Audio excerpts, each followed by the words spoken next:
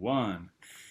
Hello and welcome to Sounding Point Podcast, actually episode 3, even though I wrongly said episode 3 last time. But now it's actually episode 3, and we have our first ever guest on Sounding Point Podcast. And who better to be our inaugural guest than Jeremy Cohen? He's the multi-Grammy nominated. How many Grammys have you been nominated for? Don't be modest.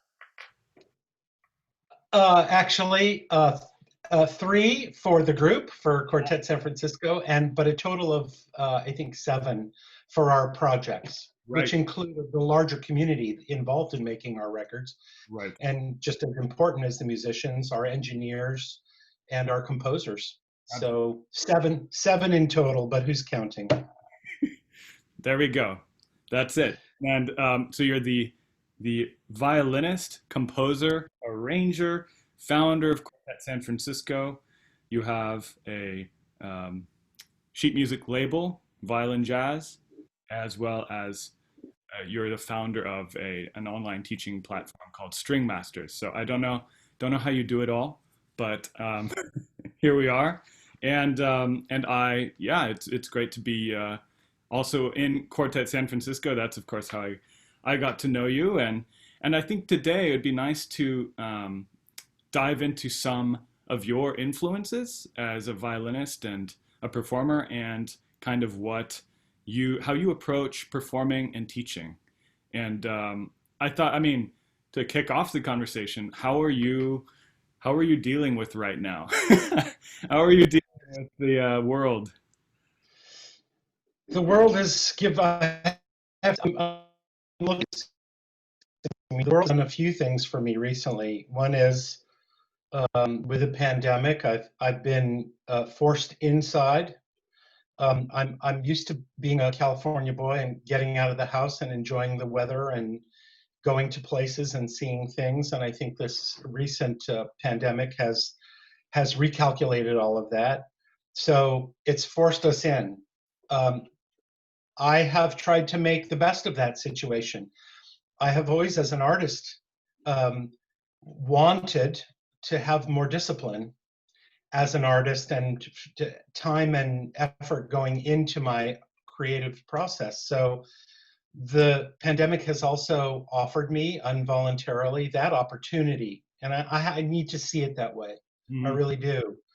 Along with all the things you mentioned, I've also started doing more production work, more video work, more audio recording, and taking all of this material that I've collected for Quartet San Francisco and, having this lockdown time to actually force myself to learn new skills. This time has also offered me a new grandchild. So while under these, agreed miserable circumstances that a lot of us are facing, the world also challenges me by bringing joy, mm-hmm. Along with worry about the pandemic and the health of my grandchild, who thank goodness is doing great and his family's doing great, but they've brought a new child into the world. So I've had some socially distant visits with a new grandchild. I actually was a motivation for us to go out and get a test so that we could actually have one very small window of opportunity to hold him. Right.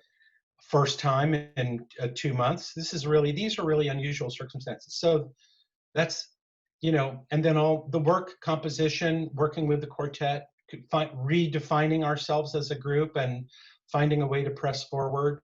There's a lot of groups that would probably throw in the towel because they can't do concerts, but we're reaching in collectively to find our own resourcefulness and a way to continue to create ourselves. So the pandemic has offered me some negatives and an opportunity to really create some new positives in my life, for which I am very grateful. Absolutely. Interesting. So I feel like this is it's a good example of almost, I guess, one of the other topics I want to cover in general with this podcast, but I think it's particularly interesting asking you about it, is how you interact with the world of music making in a way that you're not limited to one aspect of it, where you're not focusing, okay, I'm all auditions, I'm all performing, I'm all teaching. You have a way of kind of um, using the situation to learn something new, you know? So just the example of using the opportunity of this pandemic to like what technologies have you been developing your skills in over the time of this pandemic? Well, I would say particularly working in video Final Cut, that's a proper video program. And we know that the world of musicians out there rely on the internet for exposure beyond the audiences we can reach. Hmm. So there are so many levels of skill involved with video and filmmaking outside of just plopping a video camera down and filming a show. We all have seen plenty of that and with varying degrees of success. But trying to learn the technology that will help me be expressive in the world of video, like we are expressive in the world of music. There's one thing to learn how to run a video or record a track, but it's another thing to try to offer a bird's eye view by virtue of making a video of what my experience of playing in a quartet or your experience of playing in a quartet can be. Where do my eyeballs go when I am playing in a group, in an ensemble? I'm looking at Joe when Joe is playing the primary line. And so I think I'm answering your question. I've definitely upped my video skills. And also, I think, as you mentioned earlier, Stringmasters, the online teaching platform, is something that is constantly being honed and refined to create an opportunity for the community of string players, teachers, and students to have the highest possible quality experience with online teaching and master classes. And that's something I've actually been working on for the last 2 years. And we were just starting to release it as the pandemic hit, which caused a whole new set of parameters for us.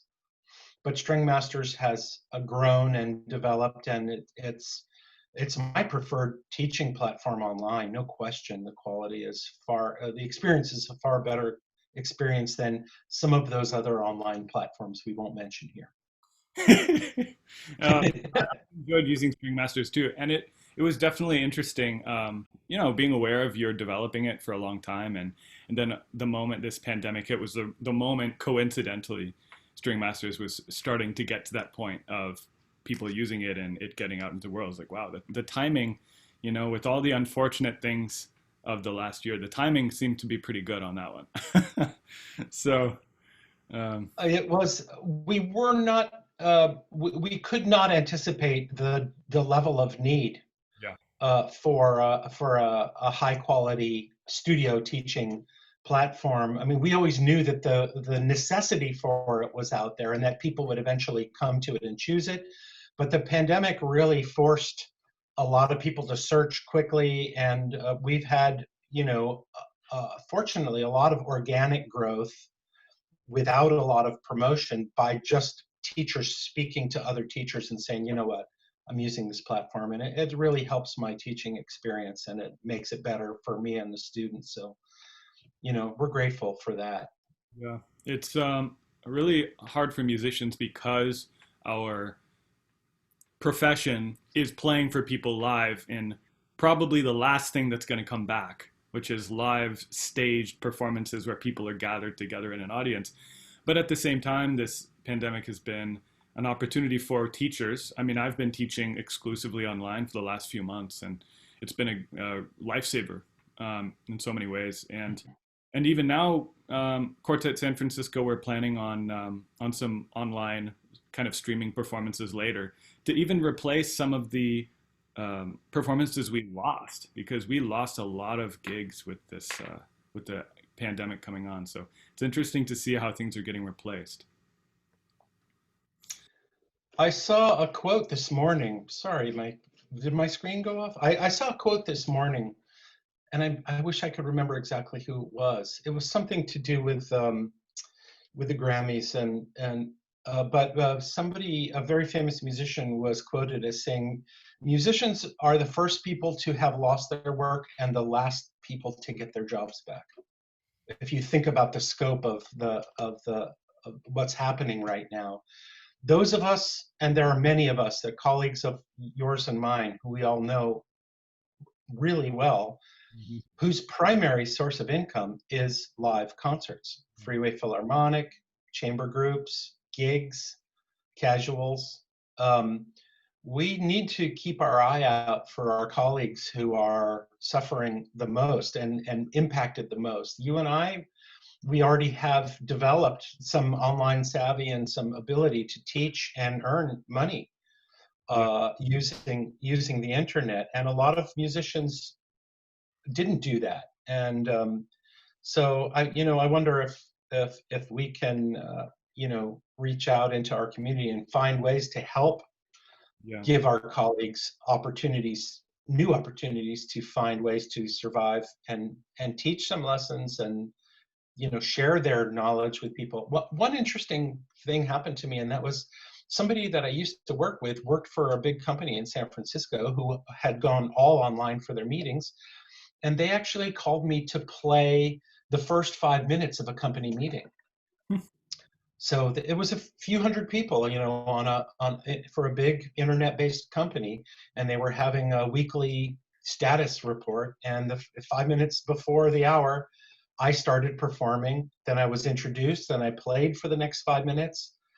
And they paid me a small fee for doing it, and they also told everyone in the company that I had a Venmo and that they could give tips. And I actually, I made another small, but it's the gesture of what people are doing, reaching out to musicians, and I think the sensitivity to what's going on for us right now it's out there. I mean, there's a lot of hope out there in the world. Yes, absolutely. You want to be, on one hand, the pandemic has offered a lot of opportunity for being entrepreneurial and getting out there, but yeah, you don't want to forget about the people who are hurting, and yeah, if basically the more ways we can find to help and be involved and get musicians and the arts in general back on their feet sooner than later is really important. Um, I want It is the thing by which society is measured. It's art and it's culture, Amen. not so much its wealth and its you know um, it's not measured by wealth and property as much as it is by what it's artistically, collectively defines a society is its art and culture. Hmm. And we need to exist in the world, but it's it's something much more beyond the pragmatic needs. Um, Interesting. I wanted The I want pandemic, I'm sorry, I didn't mean to interrupt. The pandemic also offers people an opportunity to realize the value of creative arts and people who invest their life in the creation of art being something that's missed and something that's recognized as important, because we're in a marginalized portion of society to a certain degree. Those of us who choose to stay in art and music are not, 1% of us make, gargantuan money, and the rest of everybody are working as hard as they can to keep their nose above water to be able to do this. And we realize we're lucky to. yeah, So the more people in society that offer their ears and their support, you know, uh, shows that the pandemic is also good for people recognizing what they're missing by not being able to get out. absolutely.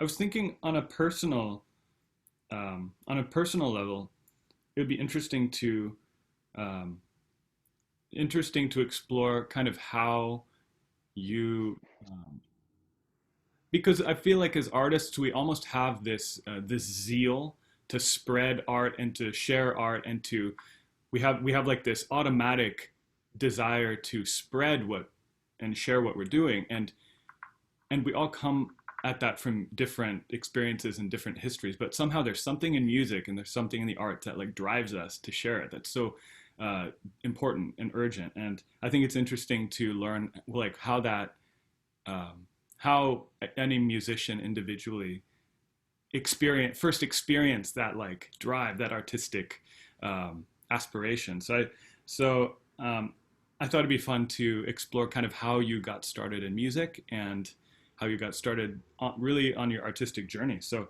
when did you start playing violin? I think I was 7. I was in second grade. I was uh, it should be noted, I guess, that both of my parents were singers and met as singers in New York. Got married and moved out to California, and they had 2 sons before me that were also involved in music. So the presence of music in my early life was not extraordinary. It was ordinary. But my parents were eclectic for their time. If you think, I was born in 57, so let's say I was coming into full consciousness in the early 60s as a toddler and as a young person aware of music. My parents, my dad always said that there were it's always been referred to the 3 great Bs, Bach, Beethoven, and Brahms, or Bach, Brahms, and Beethoven. And my dad always used to joke and say that the 4 Bs were very important: Beethoven, Bach, Brahms, and Brubeck. Oh yeah. And so I had parents that appreciated jazz. I wouldn't say they were jazz aficionados, but our family doctor, it turned out, was also the Brubeck's family doctor when the Brubeck family lived in Oakland. So we weren't pals, but we were connected in a way that we were aware of him and aware of his music, knew that Brubeck was at Mills College and that he was, studying with Mio, the wonderful famous classical composer. And so the presence of contemporary music was also a part of my very young upbringing. I, of course, learned melodies and show tunes, and my mom would sit me down at the piano and sight sing, make me learn songs sitting at the keyboard next to her and have me sing melodies. So I was taught to read music as early as I was taught to read language. And I think also there also lies some of the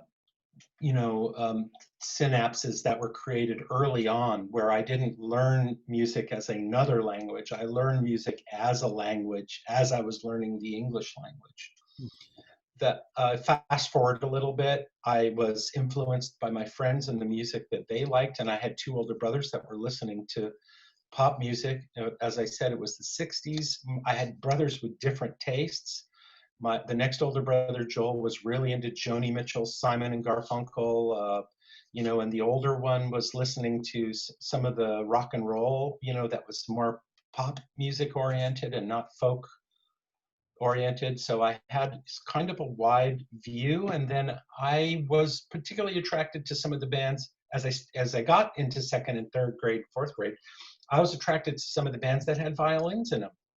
Dan Hicks and the Hot Licks, Papa John Creech, Hot Tuna, not Hot Tuna, but Jefferson Starship and Hot Tuna, Papa John Creech, Sugarcane Harris, um, some of the country bands that were playing, who did Charlie Daniels, did Devil Came Down to Georgia, that came along later in the 70s or 80s. But I mean, those bands were still playing. And whenever I would hear that music, I wanted to emulate it. And we had a hi-fi player, and I'd go and I'd get the record and I'd put it on the hi-fi, and I'd try to struggle along and play. But very importantly, I was studying classical music, but I was listening to the affectations that were happening in the non-classical music and the gestures that were happening, which all boiled down to language, the language of other styles. And developed an ear early on to begin to emulate that stuff. So that by the time I was in high school, I could bend notes and do slides and make wiggles and, do things that my classical training were telling me were not necessarily appropriate. But I knew in my heart, that if a violin player was going to play a Beatles song, you were going to inflect you were going to inflect the voice a little more like Paul McCartney than you are like Dietrich Fischer-Dieskau, or Pavarotti, or you know what I mean. So I started early on to see multiple paths as a musician and not just a singular path.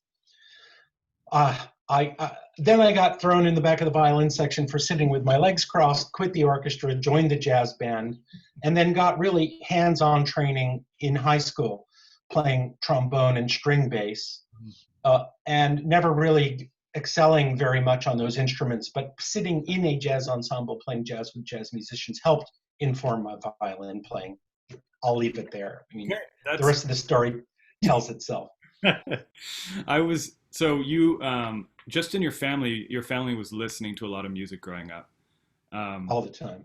And was it your idea to start violin? Was it your parents? Oh, I think secretly my parents wanted to have a string quartet of kids.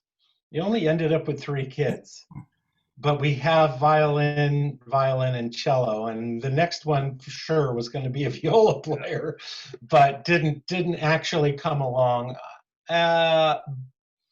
But they offered it, I think they offered it gently and suggested that it would be a really neat instrument if I wanted. They would gladly have us take lessons and that sort of thing. And then once we chose an instrument, my parents set some very simple rules, like you must practice 20 minutes a day, and on your 14th birthday, we'll get a cake, some candles, a present, and you will choose if you want to continue.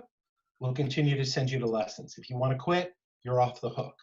But that was 7 years. I mean, by the time 7 years was up, all my friends were musicians, and the decision to quit music would have been, I could have been a veterinarian or a constitutional lawyer, or there were other things that interested me. But all my pals, by the time I was 14, I had a community of musicians that were my friends and still are my friends for that matter. So you started, and I mean, there was, on one hand, your parents wanted you actively to become a musician. I just think about it all the time as a teacher. It's interesting seeing different family situations and different approaches families have to music. And I think that one seems to work well, where you have parents who are committed to starting someone on lessons, but then, if they want eventually to move on, that's okay. But you had like an extended apprentice period where you were doing it one way or the other, so there wasn't that question of whether or not you were going to do it. Yeah, and I saw my brothers doing it too. I mean, I had older, brothers who had older friends, and I was the little brother, and the older friends were looking at me, and they'd hear me play, and they go, "Oh, nice, Jeremy." I had there was like input coming in that was telling me that that people were. And remember, I've always said this in the quartet, I am the third child. I did want the attention of being noticed because I had 2 older brothers, and I probably didn't feel like I was noticed as much because my parents had raised 2 kids already. And so just it's not like they didn't abandon me. They loved me as best as they could, but they also raised 2 kids before me. And frankly, they had, your situation's different because you get banged 3 at once. I mean, you all get sort of an equal. That's true. I don't think whether you know it. I don't think. Sorry. I don't think I've mentioned it on my podcast, but I am a triplet, and yes. So my experience, even though I had 2 siblings, was a little different from yours. I think I still had. Yeah. I didn't have the excuse you did, but I still wanted to get that attention, though. So I think. But you all happened at the same time, so that in a sense there was a level playing field. Where my brothers were 4 and 5 years older than me, I was already in the position of, hey, it's me. Pay attention, please. And the violin is an extension of that. I have to admit. I went out and played yesterday at Rossmore at a retirement place, and they haven't had music in there for a couple of months. And I've had 2 extraordinary experiences, and that is watching all those people come out and social distance and sit out on their patios and listen to me play music and seeing how it impacts them, how they felt about hearing live music and being in the presence of live music. It was very moving. I just And the other thing that I wanted to say was, there was a online music festival hosted by Cherith and Classical Rev, and I played on one of those. And I started out in my office, and it was during COVID, and I thought, here I am again playing in my office. And then all of a sudden, I noticed 45 people, 55 people, and people sending notes, and 90 people, and 95 people, and they're still sending me messages. And that sense of connection that we have, that we're used to as performing for audiences all the time, which had gone with the pandemic, was momentarily recovered. And so it's a real lesson for me about arts and about music and about the meaning of it. Is to experience people connecting with it in whatever way they can and responding to it. There's so much value in that experience for us as performers. It's that third child. Look, they see me. Look, they're feeling something. This is moving them. That's incredibly motivating.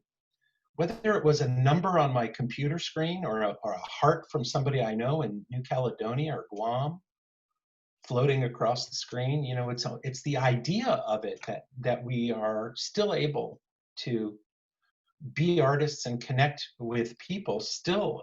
I was as excited as I ever was playing a concert on a stage when that happens. It's pretty interesting. I'm not sure how I got here from your question, I know, but really interesting. And I think that's, there's a synergy between performer and audience. It's wild to think that we played at Rossmore, QSF played at Rossmore earlier this year. And it's wild to think that just a few months ago we're this different, where we took it for granted being able to play for a live audience. And now maybe everyone there and maybe you also had a different experience playing live for people. But also that idea of connection and appreciation, it's interesting because as an artist, I think we feel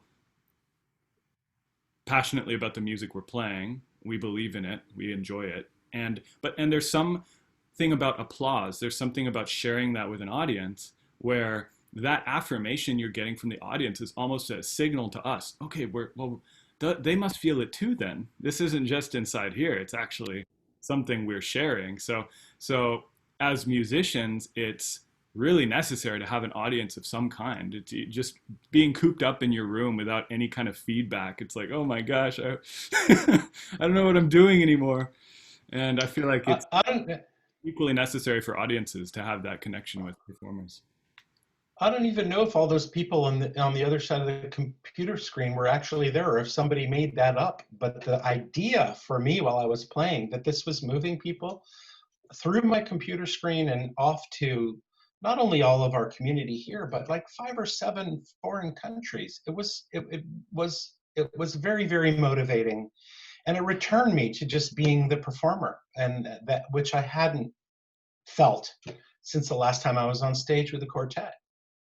That moment, you don't recognize. I mean, one doesn't recognize the value of that moment until you're forced into a situation where you realize that moment is not possible to happen for you. But with the advent of technology, we can believe that it is. And I think of so much of who we are is what we believe, and what we believe is happening. The story we're telling ourselves was that I was telling myself my audience was there, like it always was.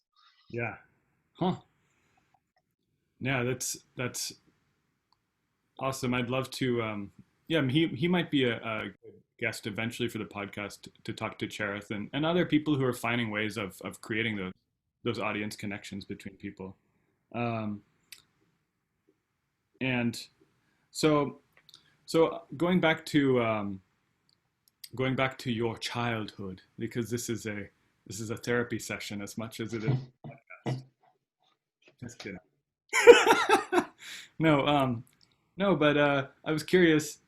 Did you when did you feel that music was gonna be big in your life? Was there a moment? Was there a piece of music? Was there a performance? Was there kind of a moment that you felt like, okay, this is going to be big for me, or did it just kind of develop slowly?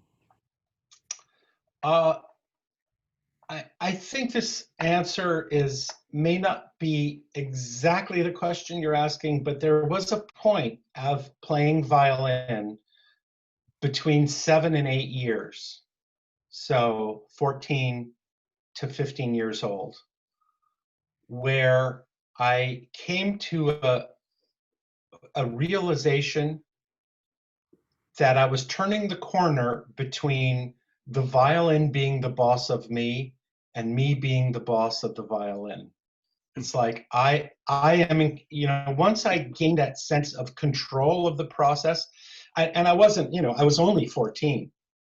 Give me a break. I mean, and I'm still trying to master the violin. So that's a lifetime of work. But there was a psychological change of that. This is a voice for me, of me, that I am responsible for and I control. And I think, and that was, by the way, not far away from the time where I was called in from the yard in elementary school by one of the teachers and was arguing with her that, we should be allowed out there to play because it was our recess time, and it wasn't fair that she was telling us we couldn't play in some part of the yard. And she looked at me and she said, you should be a constitutional lawyer. And it stuck in my head.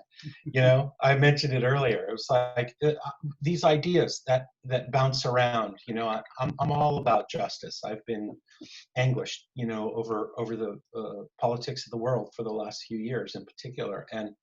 But back to your point, there was the psychological point where I felt that if I felt a song, or if I heard a song, I could sing a song in the shower. I could come out of the shower, dry off, and play that song as a part of my language capability. If I knew what it was, I could work it out. Not necessarily play it perfectly immediately, and that gave me a kind of a sense of entitlement that I had a voice for music. And that required, many more years of study and many years of practice, but it kind of cemented that the point of your question where I wanted to be a musician. Like I knew that I wanted to go in music and be a musician. The other motivator for that was I grew up in a family that was middle class. My dad was a cantor. My mom was a music teacher at a state college. We were not wealthy. We didn't take big vacations. My parents were both modest salaries, and we had a sort of a middle class existence, but we knew people who were taking vacations and going off to France for the summer and blah, blah, blah. And I would hear these things, and I had a certain kind of wanderlust.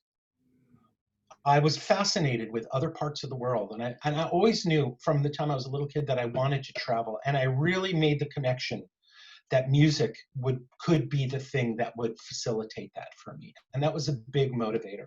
My desire to see the world connected to my ability to be a musician and be a performer was a fit.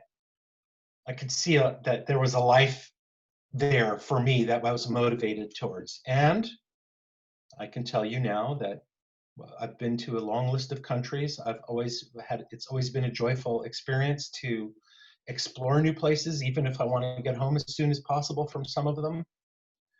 Everywhere I travel, I experience a certain sense of wonder, even domestically. Whenever I'm going somewhere, the excitement it's that same 7-year-old kid that said, well, one day I'm going to be a musician, and I'm going to go places, I'm going to play for people, and it's going to be awesome, and they're going to love it, they're going to love me, and it's going to be fun, and that is the nugget of why I started and continue to work with my ensemble with Quartet San Francisco, is because of that kid that really believed that being a musician was going to be 100% awesome. That kid knew nothing about admin, and this kid knows only a little more about the world of the 90% of admin that it takes to facilitate that 10% of joy.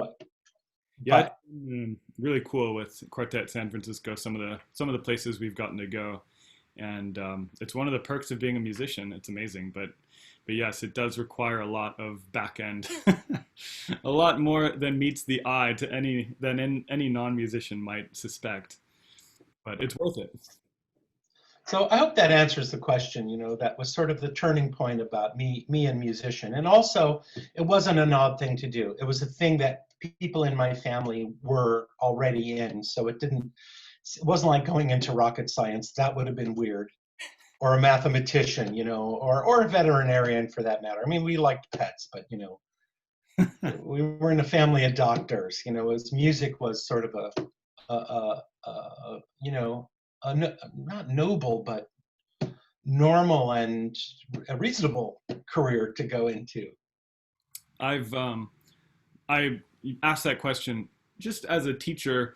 I spend a good amount of my time working with students and families, varying ages and backgrounds, and I just always find it interesting to see how one's upbringing results in making a musician. And somehow, like, I think there's like a search for excellence. There's like a search for artistic fulfillment that it's hard, like, if it's hard to know exactly. It's kind of mysterious. Where does it come from, but I think it's a series of factors, and it sounds like your family and your personality and your interests and your aptitude for the instrument all kind of came together in your pursuing it.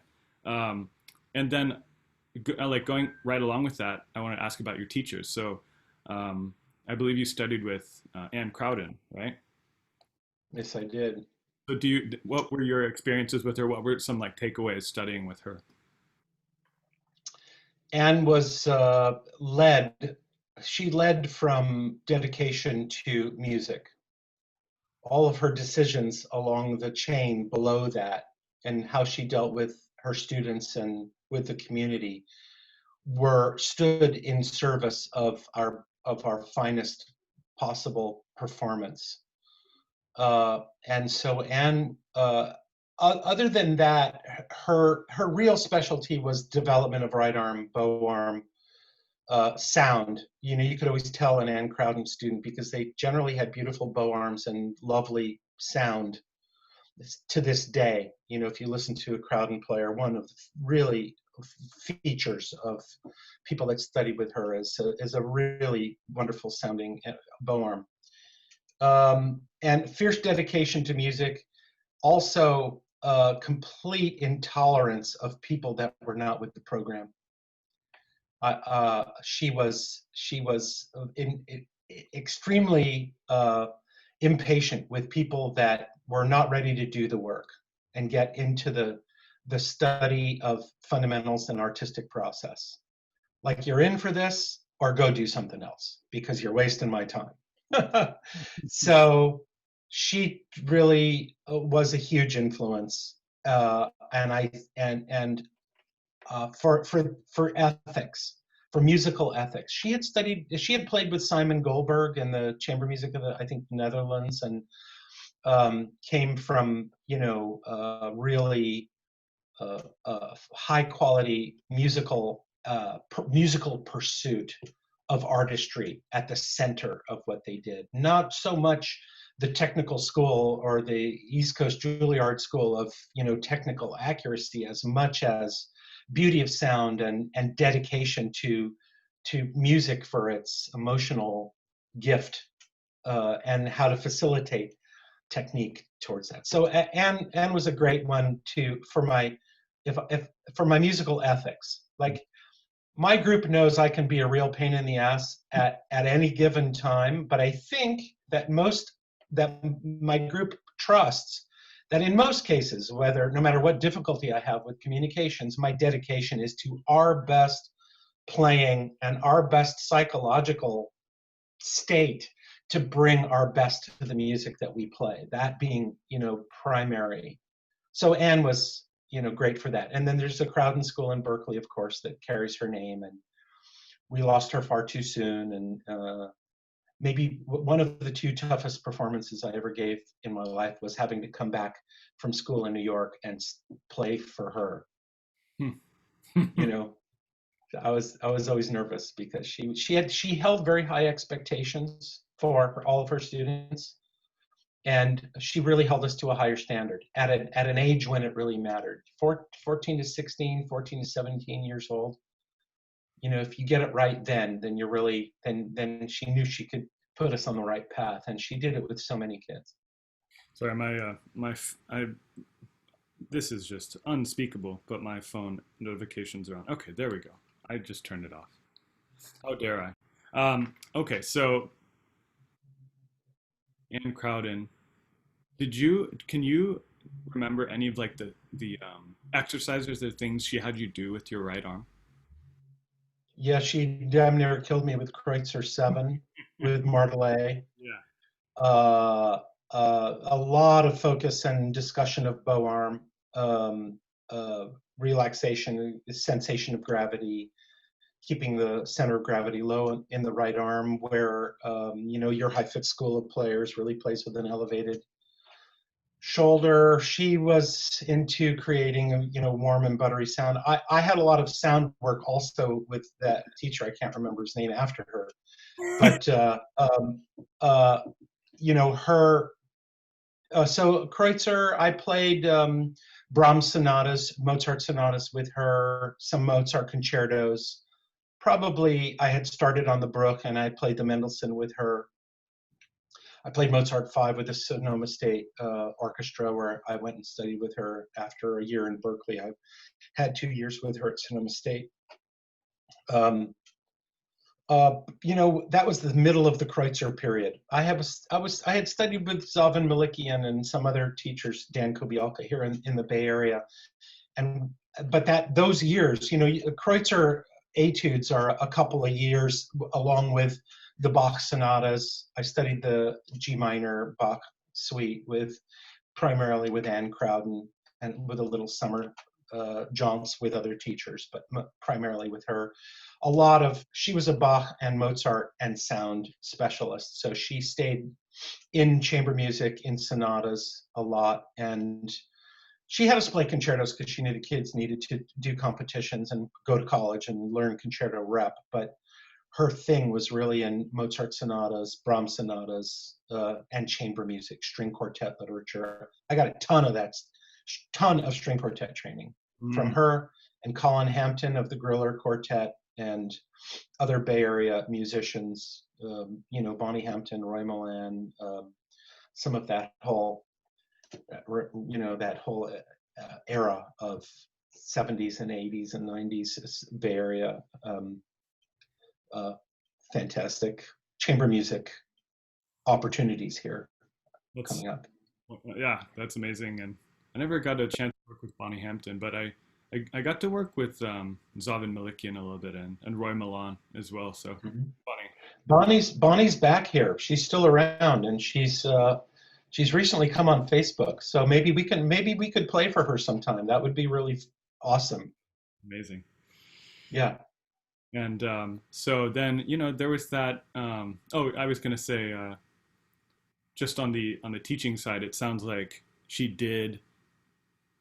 I think there is a tendency with teachers because it's such a competitive uh, field with people who are playing at such a high level. There's such an emphasis on technique and high technical achievement, where maybe a lot of teachers might not place such an early emphasis on musical ethics and on communication and on like chamber music, like Anne Crowden did. So I think that's interesting. She focused on that.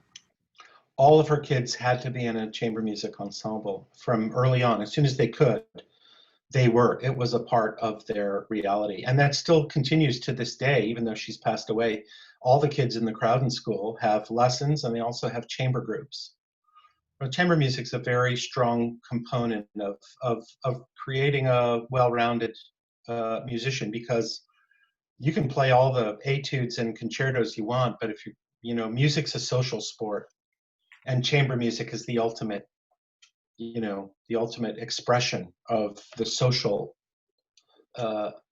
style of the communicative style of performing. Yeah, in orchestra, everybody follows a conductor, and that's one person, all follow one.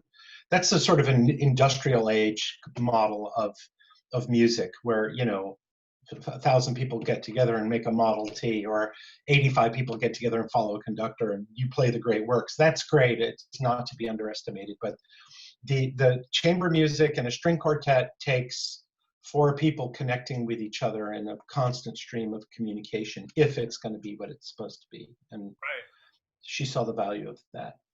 I found for myself that, like, obviously when I was growing up, I played with my brother. He was a mandolinist. We did some kind of bluegrass stuff, so we would improvise a little bit together, and that was very collaborative. And I would jam a little bit with musicians in San Luis Obispo area, but really it wasn't until years later when I came to San Francisco Conservatory, where they had Mark Sokol and Jody Levitz and Jean-Michel Fontenot and Axel Strauss and all these and Ian Swenson, all these great chamber music coaches, where they took, it was similar. It was like chamber music. You were doing chamber music, that was not even a question, and and you weren't preparing a movement. You were preparing an entire piece, at least per semester.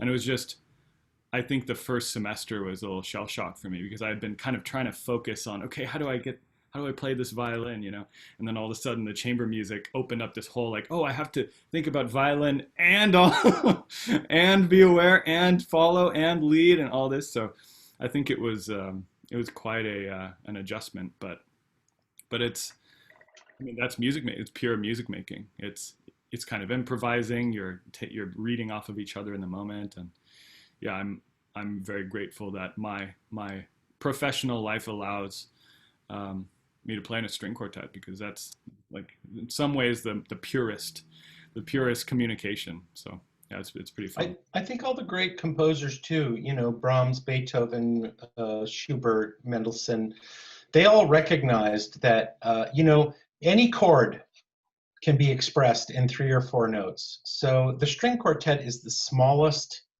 configuration in which music can exist in a sense in its purest form.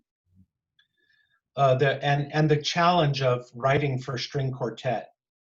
I remember when I first started talking to Gordon Goodwin, one of our composers that we play his works in Quartet San Francisco, we had this conversation that composers really feel that if you can write for string quartet, you can probably write for anything.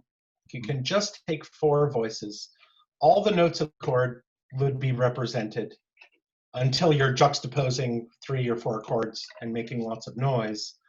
But in its traditional sense, Western harmonies are, the string quartet is one of the most pure and challenging forms for composition. And those composers wrote extensively to hone their skills in those.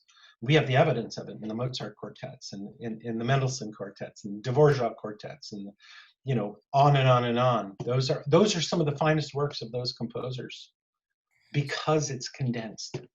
Is that how? So, I mean, I feel like we could talk for another few hours about all sorts of things, and I don't want to take up your time too much, but I think that's a good segue to talk about, how did you get into writing for string quartet and kind of composing and arranging? Simple answer for that one. I was playing in a quartet for San Francisco Symphony, doing education in the schools. And frankly, I just got tired of the literature that we were having to dig through to put together a show. I had all this music in my head, and I thought, I could see that the kids would respond to music they knew in a way that was different. They still appreciated our classical music concerts and presentations. But for example, when our colleague Emily, on the viola player, Emily Onderdonk, would demonstrate the Pink Panther, I could see the kids in the room vibrating, just vibrating on the floor, like, oh my God, I know this. I see this in the cartoons. I know that this is my music. And that in itself, I just looked around the room, and I would drive home and I'd be thinking to myself, why can't we get the kids to respond that way to our other piece? What's wrong? What are we doing? What's wrong? And I would troubleshoot it and troubleshoot it and troubleshoot it. And then I thought, well, here's a piece of music that really lights me up. Why don't I just try arranging it? And then boom, that was the little kernel of popcorn that blew up. And then, I did the arrangement of Pink Panther. And then I thought, well, when I was a kid, I loved Blue Rondo a la Turk. I used to listen to it. And then boom, I did an arrangement of that. And from one piece came another piece, boom, became Quartet San Francisco. So it was a need to express the music that meant something in our lives with our music, not just the music of long past wonderful composers. But I don't have the context for Mozart's music in Mozart's time. Mm-hmm. But I do have the context of the Beatles. I do have the context of Stevie Wonder in my life and what it means. And if I can do that on the violin, then I'm really connecting in a way with my current self, and I'm performing better and I'm more invigorated to do it. Did you compose before, or did you start composing as an outgrowth of the arranging that you did? I played in bands and improv'd, and improv in itself is composition. If you just improv it and then write it down, you in fact become a composer.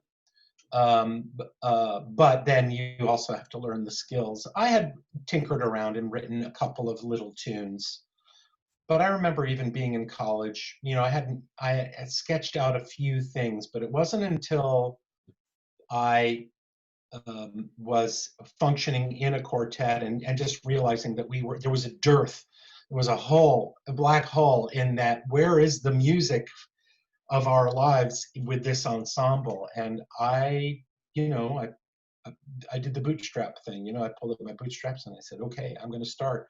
And I had the luxury of a quartet to try stuff out on. My poor colleagues, I begged 5 minutes on their breaks instead of going out and getting fresh air, to read through my new arrangement. And I beta tested it and studied a little bit of composition, but mostly on the ground. And I was gonna just we couldn't leave off without mentioning that no name teacher that's kind of hard to name.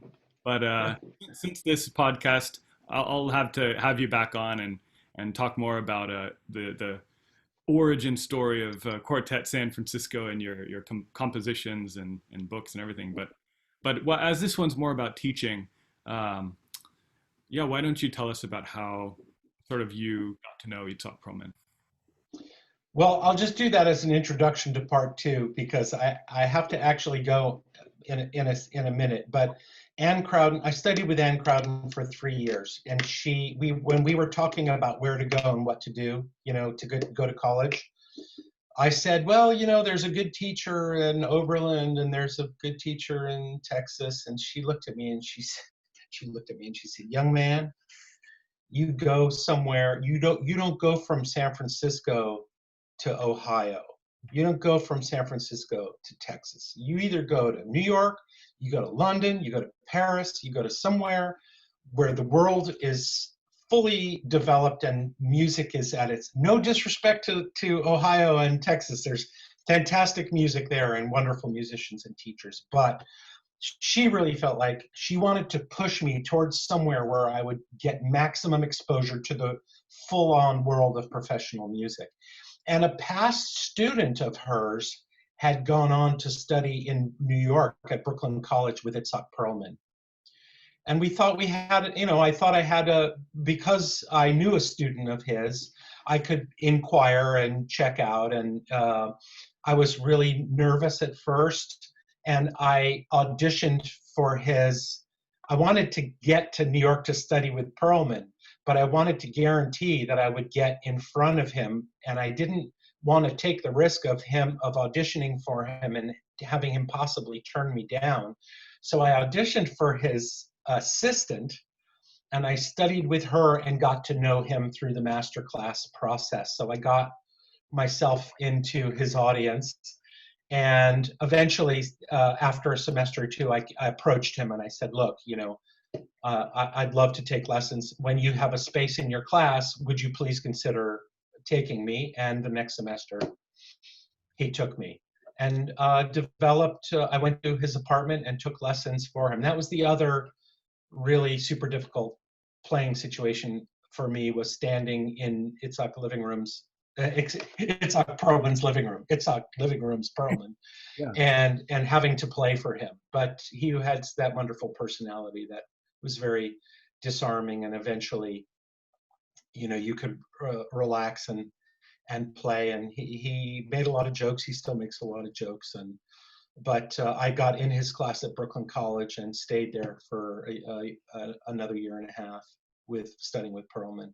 And I'll be glad to talk more about that on our part two. Excellent. Should That's we have one? cliffhanger. Well, thank you so much, Jeremy. It's been a pleasure have you as our first guest on the Sounding Point podcast. And It's an honor. thank you. Congratulations, Joe, on your podcast, on your swanky tie Oh and yeah. suit, Thank you. and all of the above. It's a joy to work with you, and a pleasure to know you. Likewise. Thank you. All right. Well, I'll see you soon. Thanks, everyone. I'll see you on the next one. Take care. Take care.